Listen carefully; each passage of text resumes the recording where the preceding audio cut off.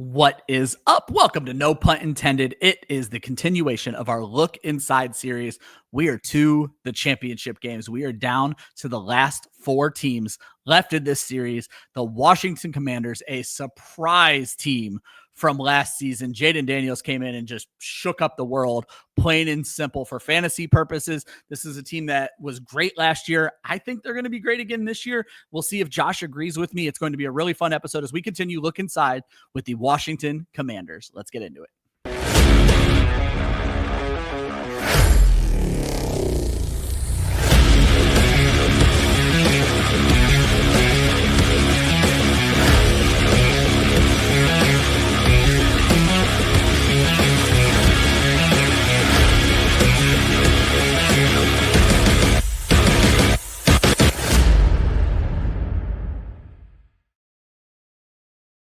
What is up? Welcome to No Punt Intended, presented by Club Fantasy. It is our Look Inside series, folks. It's the final four teams. We're breaking it down today. The Washington Commanders, only three teams left after this, including the Super Bowl matchup. No Joe Solo this week. Ryan Weisse is your host, but with me, as always, Josh Hudson. Josh, how you doing, my friend? I'm excited to talk Commanders simply because, judging by the Eagles hat, you want me to shit on them. I might not. We'll see. Yeah. I was going to say, you've been very good about keeping your fandom. Like, you still hate these teams. Actually, I've never really heard you hate on the Commanders the way you hate on the Cowboys and Giants. But you also recognize the fantasy success that some of these teams, and Josh, there's no denying the fantasy success of the Washington Commanders last year. Yeah, Jayden Daniels shot out of a cannon. You know what? Shout out to him for proving us right because, everybody was going through and drafting Anthony Richardson. We told you to wait quite a few rounds and just go pick up Jayden Daniels. Yeah, I think we made some fantasy managers very happy last year with our call on Jayden Daniels. And Josh, I'll be honest, until 3 days ago, we're recording this on July 30th. Until about 3 days ago, he was my QB1 in redraft. Josh Allen, in my latest scrub, overtook him. But I love the kid this year. Last year, the Commanders go 12-5, as I mentioned. Great run in the playoffs. Just a great overall season for the Washington Commanders. Obviously, everybody is back. Dan Quinn, the head coach. And then they ran into Jalen Hurts and the Eagles. Yeah. And then what happened after that, Josh? as if we don't all know. Cliff Kingsbury comes out of retirement, hiding somewhere in East Asia to become the offensive coordinator. And honestly, folks, it worked for fantasy purposes. So this is an offense that should look pretty similar to what it did last year, though they have made some changes. We'll talk about those in a second. But before we talk about those, as we move into August here at Club Fantasy, I always like to point out that this is Women of Fantasy Football Month. This is a tradition that Josh and our good friend Faith Enos started, I think, 4 years ago now. I don't want to misquote there, but it's been 4 or 5 years. It's going to look a little different this year. We're not going to have a bunch of episodes hosted by women. However, that does not mean we're going to stop supporting women in fantasy football, and it doesn't mean we're going to stop supporting the movement. First and foremost, if you guys are looking for merch, and there's some great merch out there, there's merch to go with the fantasy tournament we have going on right now, the Gods and Goddesses tournament. Make sure you guys check out the gridirongoddess.com, and if you use promo code WOFF, WOFF, you'll actually get 15% off of your order, and they have a ton of stuff on Gridiron Goddess: shirts, hats, koozies, even trophies for your fantasy football league. You guys definitely want to check that out and use promo code WOFF when you head over there. But Josh, I also want to make sure we let folks know as we move into the month of August, while we may not be having WOFF dedicated episodes, we are still having WOFF dedicated raffles. And there's a very cool one happening right now. Correct. Yeah. So live right now is our signed Nico Collins jersey. Raffle tickets are $5. If you go to womenoffantasyfootball.com, you can sign up, purchase your ticket, or I say sign up. You can click the link and purchase your tickets for that. All of the proceeds that we raise during the month for this raffle, they're all going towards our WOFF Galvanize Scholarship Fund. If you're unfamiliar with Galvanize, it was founded by former NFL on Fox reporter Laura Oakman. She's third longest tenured sideline reporter in the NFL.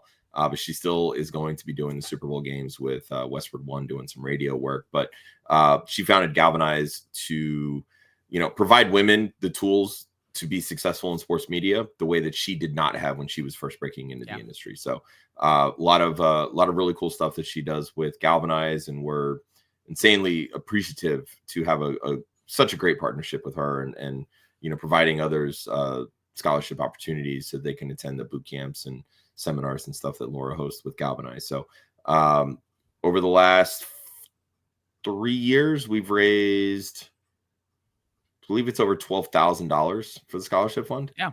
So we've done a lot of great things in partnership with her, and it's all thanks to, people like you guys listening and supporting the cause, and the gods and goddesses of fantasy football tournaments. Just another way for us to further engagement between fans and consumers and analysts, as well as raising money for our scholarship fund.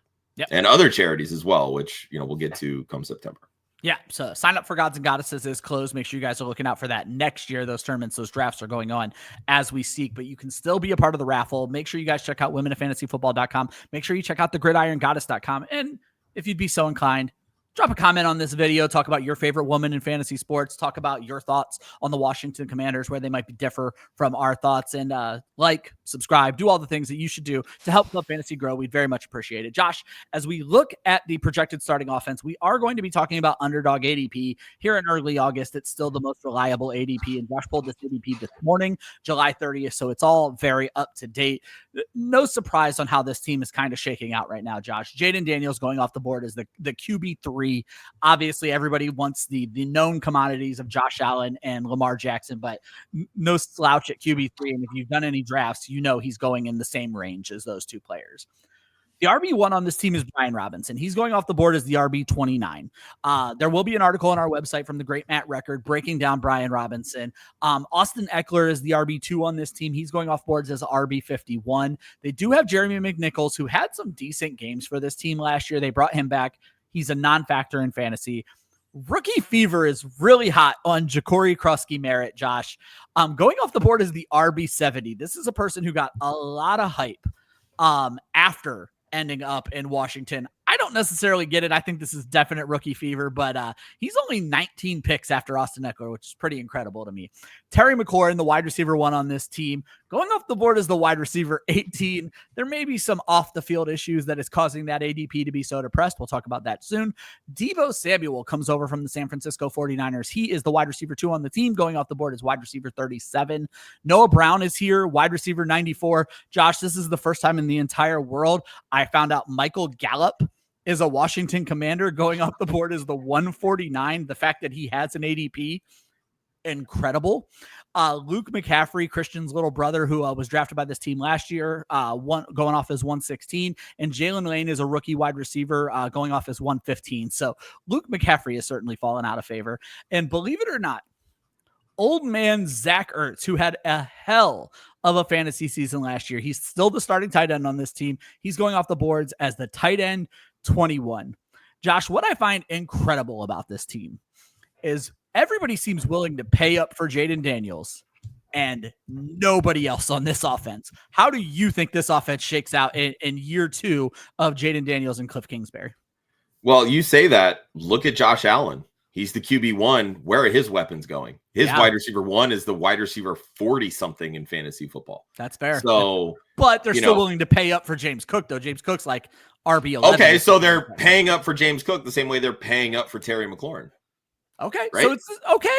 It's an apples to apples comparison as far as I'm concerned. But it all boils down to rushing yards. Like, Jaden Daniels has that rushing upside the same way that Lamar Jackson has that rushing upside. They're very similar in their running styles. Okay. Jaden Daniels came out passing the way that Lamar Jackson didn't early in his career. We really didn't see these types of passing numbers until, Lamar was, I don't even want to say his second year, because even that second year, he didn't hit those numbers that Jaden Daniels hit last year. Did in touchdowns, yes, but not necessarily in yards. So, but no, Jaden Daniels finished as a top 5 quarterback in points per game last year, a fraction of a point behind Jalen Hurts. So, like, that upside is 100% there. But when you look at this Cliff Kingsbury offense, the last 3 years that he's called plays, he's had over 1,100 play calls. They're going to grind out plays. Yeah. And what I noticed more so last year versus in years past, and I feel like it's a direct comparison or direct result of having a young rookie at the helm at quarterback. He was basically dead even when it came to pass attempts and rush attempts. Yeah, they were close. Right around 30 attempts per game for both. So now with a year under his belt, you bring in a Deebo Samuel to operate as that second target. Do the numbers kind of skew in favor the pass attempts a little bit more than the rush attempts? Because truly, let's be honest here. Your RB1 in this offense is Jaden Daniels. 100%. Like Brian Robinson is Brian Robinson. Like he's a jag in the sense that he's good at everything, but he's not really exceptional at anything. Yeah. And we've already seen the best of Austin Ekeler. This is the twilight of his career. So, then it comes down to, Jeremy McNichols he's a has-been and never was. Wow. Jacory Croskey-Merritt, JCM, whatever you want to call him. He's a 7th round pick, people. Yeah. Like he's a 7th round pick. The reason he's getting hype is because you are not excited about Brian Robinson Jr. or Austin Ekeler because you already know what those guys are. But the fact of the matter is Austin Ekeler knows how to pass protect. He's going to be on the field. Brian Robinson Jr. knows how to score touchdowns in the red zone. When JCM can prove that he can do one of those two things, he will crack the top 2 in this rotation. But outside of that, you have a very old Zach Ertz. And for as much as I love Zach Ertz, for him to repeat what he did last year, it's a tall task. Very. Deebo Samuel has had quite literally one good season in the NFL. Okay. No lies. There is a world where this offense falls flat on their face. Yeah. Because everybody just gets hurt. And let's also not forget, Terry McLaurin is 30 years old. This is an old offense. It is being held together with stitches and yarn by a exceptional Jaden Daniels. Okay. I love Jaden Daniels. I am more than willing to draft him at QB3. But if you told me that this offense fell flat on their face and Daniels finished as the QB9, I would not be shocked one bit. Yeah. Because again, this is an old offense. Yeah. To Josh's point, that's kind of where I was going to go with my take on this offense. And you actually hit 2 of the points I was going to make, Josh, is I am worried about the weapons around Jaden Daniels. And even more so, we've talked about this. Terry McLaurin, not a spring chicken.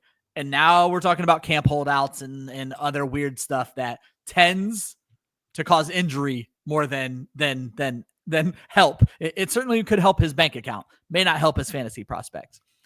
And if Terry McLaurin goes down, I'm going to just be very blunt. This team is fucked because Deebo Samuel is not the alpha that we thought he was, or that I thought he was after 2 years ago. And then you have your best receiver is a 40-year-old tight end, and it's just not a great situation. But does that mean I hate Jaden Daniels? You are damn right it does not. I love Jaden Daniels. His rushing upside is going to do enough to keep you into every game. He came in and played like Lamar Jackson. That's who we comped him to. That's who he came in and played like. I am not worried about Jaden Daniels. I am worried about kind of the offense as a whole. But Josh, you also hit the next point. And that is Cliff Kingsbury's kind of been all over the place when it comes to like not necessarily play calls. As you mentioned, he gets a lot of plays off. But in 2022 with Kyler Murray, a rushing quarterback who did miss some games, that team passed the ball Arizona 664 times. That's almost 150 more times than they passed the ball last year. I went and looked. Kyler Murray only played 11 games that season, but he averaged 36 passes per game. Last year, they only averaged 31. So, Josh, I do think in an ideal world, Cliff Kingsbury is going to throw the ball more this season. It starts with get Terry McLaurin paid and on the field.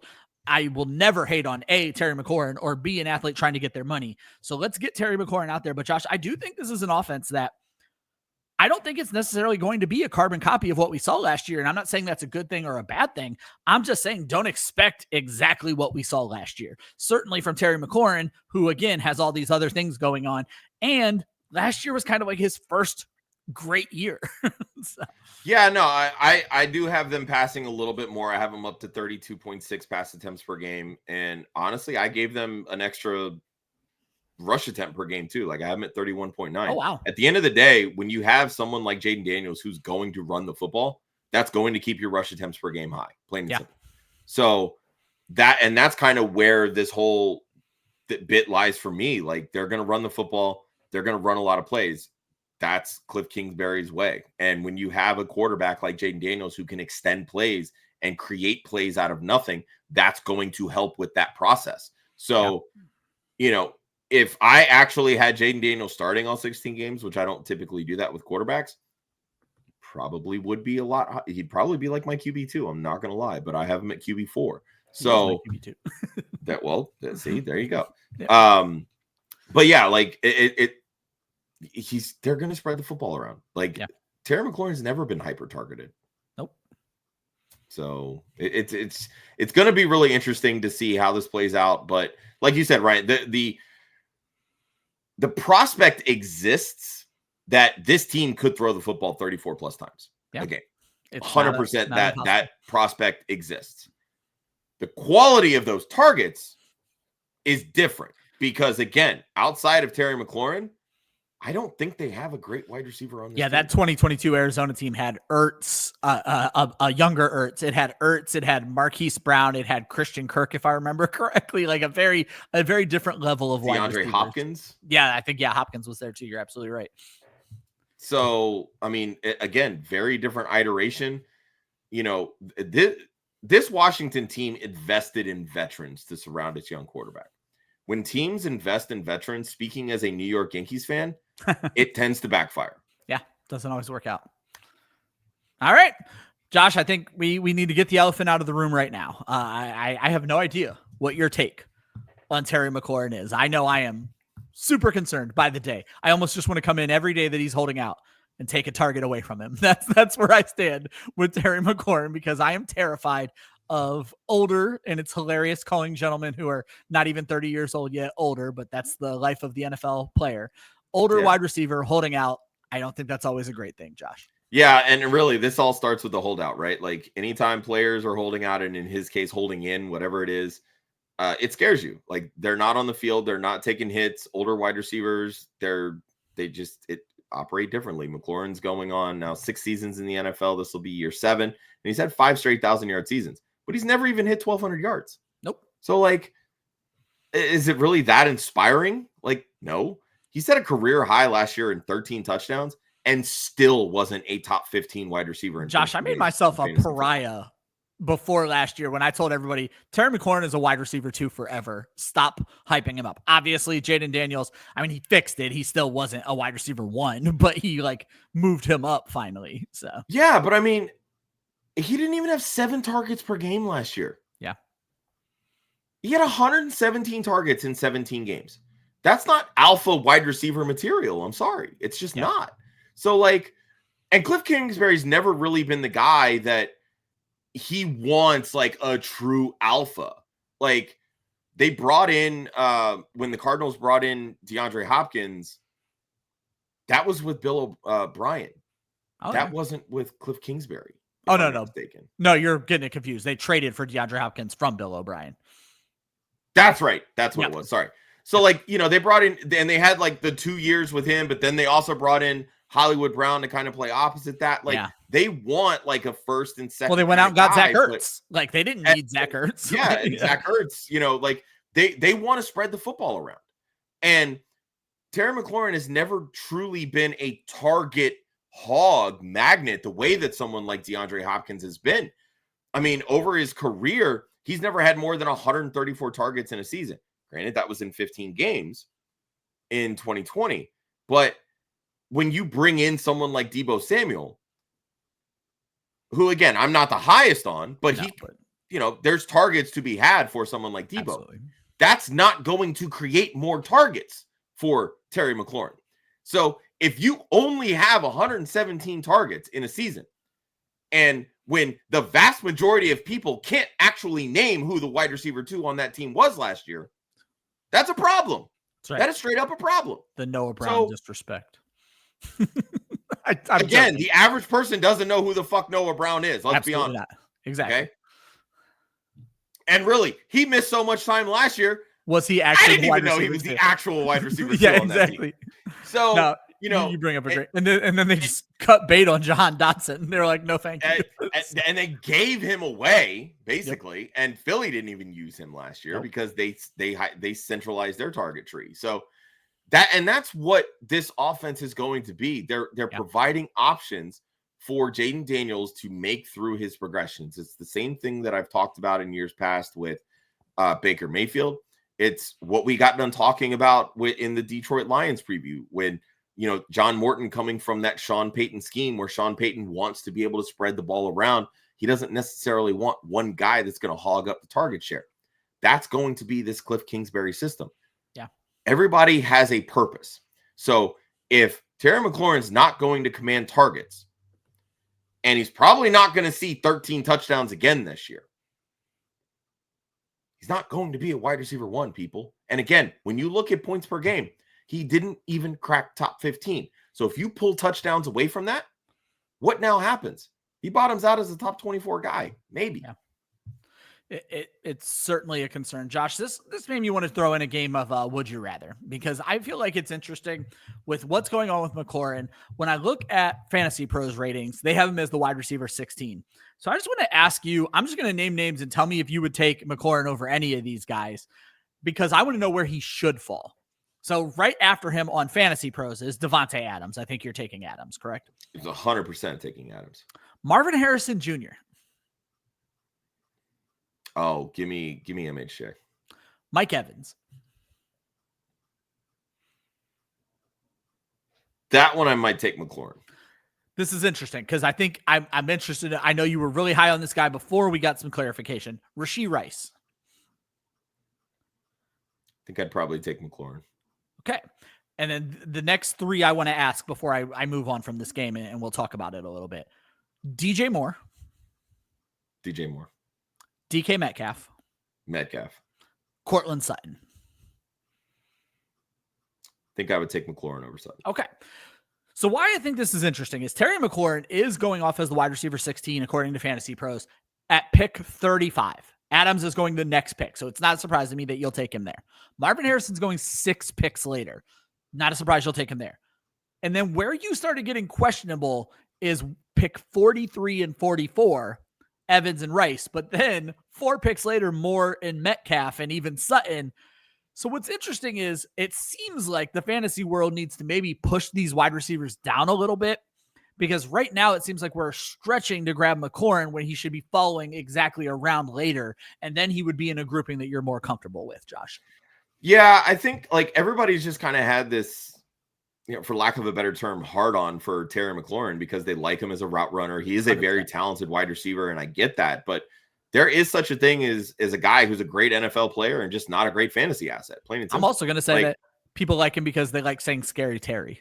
Plain and simple. And there's that aspect too. Like anytime you have a cool nickname, cool. I'm all about it. And that's the thing is like I have no slight towards Terry McLaurin. Once upon a time, he was a great value at wide receiver. He's just not that anymore.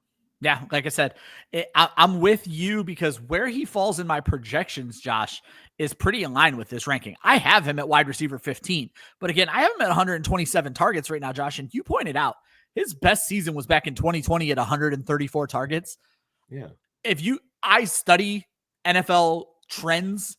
Mm-hmm. The 2020 season, let's not forget that was the COVID season where there was like no defense, was one of the most wild swings of offense we have seen in recent history for the NFL.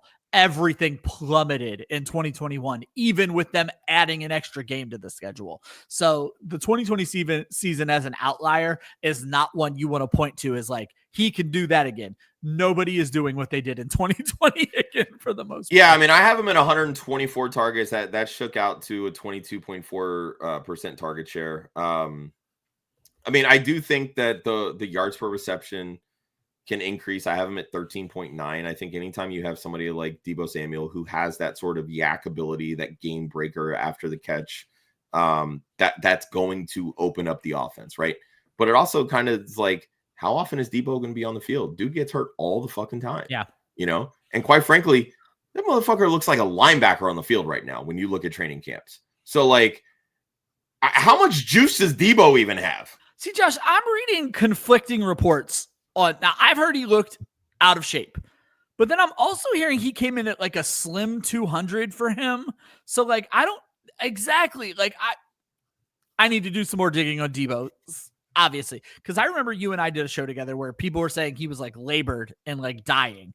But then I immediately read an article that said like he's in the best shape of his life. So obviously you folks and I need to do some more digging on Deebo Samuel. But again, yeah, and I mean, and of course, Deebo, so much of his fantasy value is tied to how many rush attempts he's going to get. Yes. And, are we certain that Cliff Kingsbury is going to use him in that kind of way, the same way that Kyle Shanahan did, right? Like, I mean, because there's so much history that backs up with Deebo, I do have him at 29 rush attempts.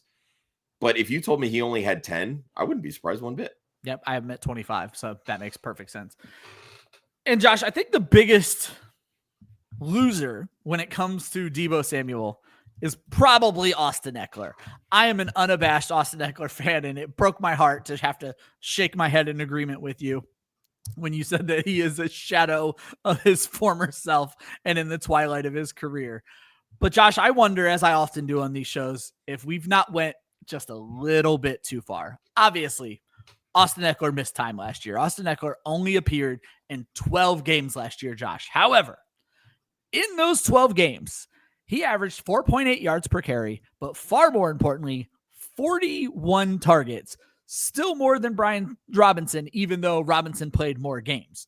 Now, Robinson, I must be getting my years confused. I thought Robinson stole the touchdowns last year, but Robinson did not have a receiving touchdown last year. So, no, he stole rushing touchdowns. Like, yeah, the rushing definitely. touchdowns went to, Robinson. And I wouldn't even call that stealing. That's where they belong. I'm fine with that. I, for some reason in my head, I thought Robinson had receiving touchdowns.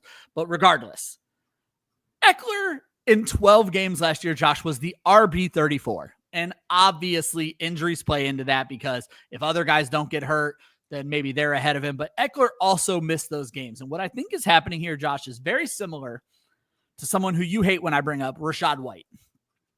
However, Ekeler isn't costing Rachaad White prices. And that's kind of the point I want to make with this. If you're getting towards the back end of your draft and you are in a full PPR league, I think Austin Ekeler is absolutely worth a flyer. I only have him right now statted out as my RB41, but that's because I have so much of the work going to Brian Robinson and obviously Jaden Daniels. But I do have Austin Ekeler, Josh, at 49 targets. And to be perfectly honest, if he plays a similar role to what he played last year, that's too low because he had 41 in 12 games last year. Quick math tells me that would give him 15 more targets and he's over a 55 target player, in which case he probably jumps into my wide receiver 38, 39 range, exactly where he finished last year. And you're able to get him at RB51 prices, and quick math probably tells me that's free at the end of your draft. I like Austin Ekeler still as a receiving back, and I think Cliff Kingsbury is going to continue to use him that way, Josh. Yeah, 100%. I have him also at 49 targets. I have him at 98 carries. He stats out actually as my RB34. Love that. So like, I mean, he's going to play a valuable role in the receiving game when healthy. Absolutely. The biggest thing for me with Ekeler, because we've known him to be a big time touchdown scorer. Yeah. And because of that missed time last year, Jeremy McNichols scored 4 rushing touchdowns. So if we get 15 games out of Austin Ekeler, there's a chance that he scores 8 rushing touchdowns. Absolutely. And that right there is going to boost his value, pushing towards RB25. He's going to finish above an RB30 price. So you're getting him at much better value. And the thing that I stress this all the time, and I talked about this with Jacory on the Fast Draft podcast. With the hype around Jacory Croskey-Merritt. Again, McNichols isn't sexy. Austin Ekeler is old. Brian Robinson's a jag. People want something to root for. They want someone to pop in the offense. Yep. Rookie RBs don't come in being well-versed in pass protection. Nope. Austin Ekeler is a seasoned veteran. He understands how to pass protect. He's Brian Robinson Jr. knows how to pass protect. Yeah. Austin Ekeler's been doing pass protection literally his entire career at this point. So this is where those guys are shining, because who's the most important player on this team? It's Jaden Daniels. Yep. You need to protect him. You don't do that with a 7th round rookie that doesn't know what the fuck he's doing in a pass protection. Exactly. So this is why I don't understand his price, especially being so close to Austin Ekeler. Austin Ekeler knows how to play football. When you have a quarterback that can run, backup running backs become even more efficient. 4.8 yards per carry for Austin Ekeler. The last few years with the Chargers, he wasn't anything close to that. Yeah. If he's able to replicate that, even if he drops to 4.5 yards per carry, which I have him at 4.6 in my projections, again, he's gonna approach RB30 price tags or finish, and that price tag at RB51, I'm all about it. Yep. Like I said, at the end of your draft, I don't think you can do better than Austin Ekeler. Josh, training camp battle to watch for Washington is going to be the wide receiver 3 because every other role is pretty well solidified. And we're looking at Noah Brown, Michael Gallup, who, again, I just giggle seeing that name, Luke McCaffrey, and Jalen Lane. And why I think this is interesting, Josh, we don't need to spend a ton of time on this, but last year, Terry McLaurin and Olamide Zaccheaus were healthy the entire season. Obviously, McLaurin was the heavy target. Noah Brown, who missed 5-6 games, finished at 56 targets. De'Ami Brown finished at 40 targets. The wide receiver 3 could have value here, but my question to you, Josh, before we just move on from this is, with Deebo Samuel there being a clear upgrade over Olamide Zaccheaus, does that just kind of kill the wide receiver 3's value? I don't know that it kills the wide receiver 3 value, but it's not going to make them worth investing in fantasy. It's going to be more like, hey, let me pay attention to this and see who wins this battle, because when Deebo gets banged up, there's somebody that's going to be able to step in and help me win a week, as a flex option. And that's kind of how I would look at this. And like Jalen Lane is a guy right now that is starting to get some camp buzz. Luke McCaffrey, kind of the same thing. McCaffrey's very twitchy. He's very solid route runner. Hardly a surprise considering who his dad is, who his brother is. Yeah. Michael Gallup is a blast from the past. He's got a link to Dan Quinn from, the Cowboys. They brought him out of retirement. It wouldn't shock me if he doesn't even make this team. But, Noah Brown is somebody that, he's kind of like that fly that's stuck in the office that just sort of keeps like buzzing around. And you're just kind of like, dude, where's my bug zapper? Like, go away. Like, that's essentially how we want to treat Noah Brown, because we want to see the young guys. We want to see McCaffrey. We want to see Jalen Lane. But Noah Brown just keeps doing it. He does. And he's kind of a reliable guy when he plays. And, that's 56, that's 5 targets a game for a wide receiver too. Like, I'll take that. Yeah. Josh, we're moving on to best bets.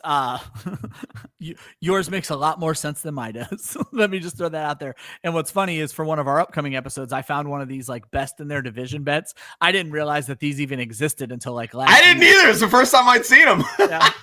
Because I picked one, I think, for our next episode, but we'll get to that in the next episode. Talk to me about yours. Yeah, so I have at plus 1,500 on DraftKings. Yeah, Brian Robinson Jr. most rushing touchdowns in the NFC East.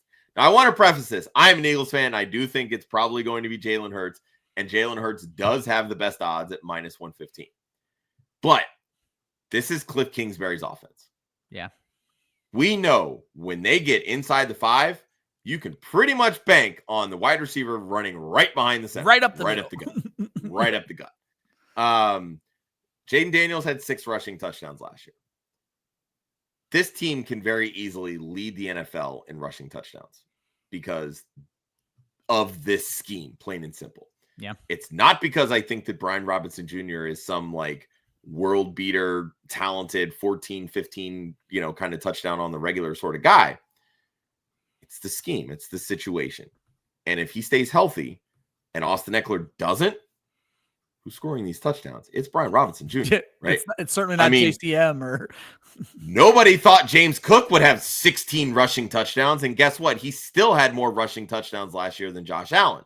Yeah. So there's more than reliable information that can suggest that Brian Robinson Jr. could end up with this. And at plus 1,500, that's not a terrible bet. That's pretty fucking good odds. Yeah.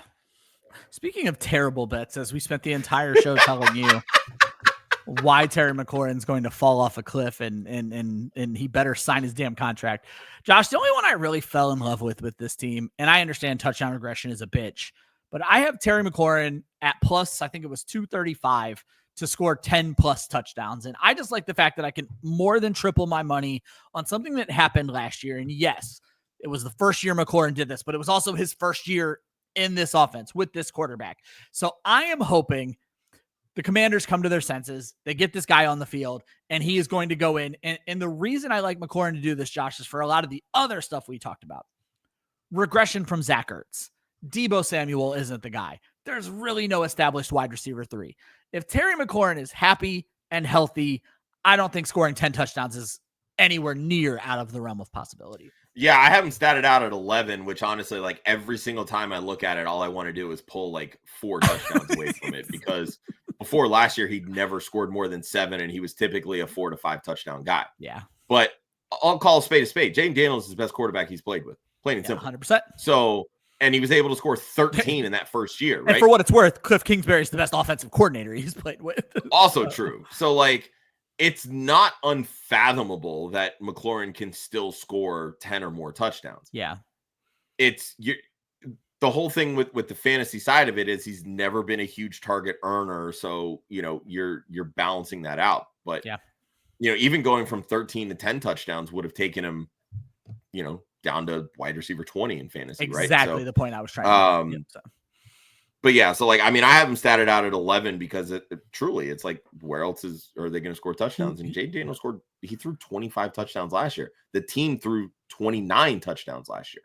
So there's plenty of opportunity for this offense to still have 27, 28 passing touchdowns. And if everything clicks and all these veterans stay healthy, maybe Jaden Daniels throws 30 touchdowns. Yeah. That's where I am with it. Like I said, I understand it goes a lot against what we've said in this episode, but I believe everything works out for the best. Guys, that is going to wrap up. Such an optimist, right? I am. When it comes to Terry McLaurin, I have to be.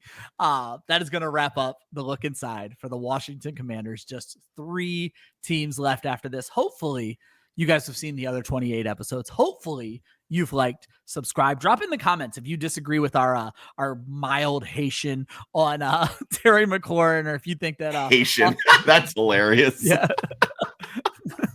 Or if you think Austin Ekeler is going to be a surprise at the end of the draft, drop that in the comments for us.